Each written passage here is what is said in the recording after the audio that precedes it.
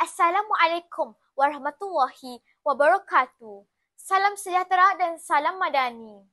Bak kata pepatah, tak kenal maka tak cinta. Memperkenalkan diri saya Hana Nabilah binti Muhammad Hasrin, murid tahun 6 yang belajar di Sekolah Kebangsaan Tualang Tinggi Pasir Putih, Kelantan. Kod sekolah saya ialah DBA 4282. Buku dibaca pelita jiwa, penyuluh minda sepanjang masa, membuka akal, menambah kata, agar berilmu bijak bicara. Hari ini saya ingin berkongsi tentang sebuah buku komik yang sangat menarik dalam koleksi Sweet Ana Solehah yang bertajuk Ana dan Puteri Elisa. Buku ini ditulis oleh Kuliana Syuhaimi dan diterbitkan oleh Ana Muslim Sendirian Berhad pada tahun 2022. Watak-watak dalam komik ini dilukis cantik dan ilustrasinya sangat menarik. Ana atau nama sebenarnya Rohana Soleh tinggal di asrama anak yatim bersama dengan dua adiknya. Ana seorang gadis yang berumur 12 tahun yang menjadikan Rasulullah SAW sebagai teladan dalam segala aspek kehidupan. Ana berjiwa besar, bersifat lemah lembut dan penyabar.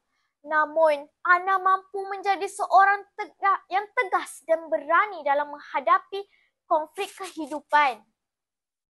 Pengalaman hidup banyak mematangkan usia Ana. Berdasarkan buku ini, Ana telah berjaya memenangi tempat pertama dalam pertandingan pidato dai cilik. Hal ini menarik perhatian Raja dan Permaisuri Kerajaan Indra Sakti. Sebagai penghargaan, Ana diundang untuk tinggal di istana semasa cuti sekolah. Di sana, Ana berkenalan dengan Puteri Elisa, seorang puteri yang cantik yang memiliki trauma masa lalu, iaitu kehilangan kakak kesayangannya, Puteri Erina, akibat kemalangan.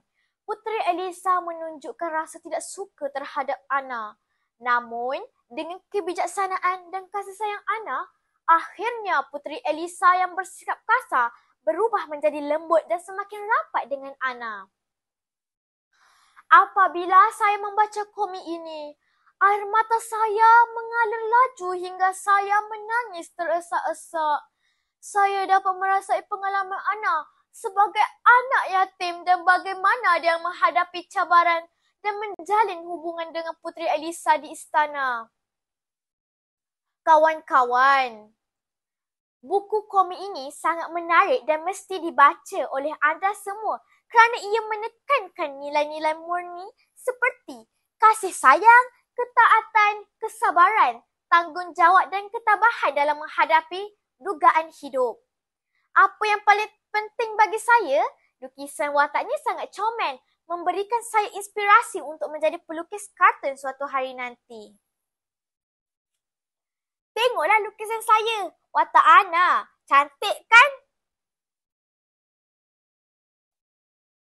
Kesimpulannya, buku ini sangat sesuai untuk semua kerana ia bukan sahaja menghiburkan tetapi juga dapat menanam adab nilai, meningkatkan motivasi, mencetus inspirasi dan menabur semangat bakti. Ilmu dicari tiada henti, membuka minda setiap hari. Moga bicara memberi erti, jadi pendoman kekal di hati. Sekian sahaja bicara buku saya. Wabillahi taufiq wa hidayah. Wassalamualaikum warahmatullahi wabarakatuh.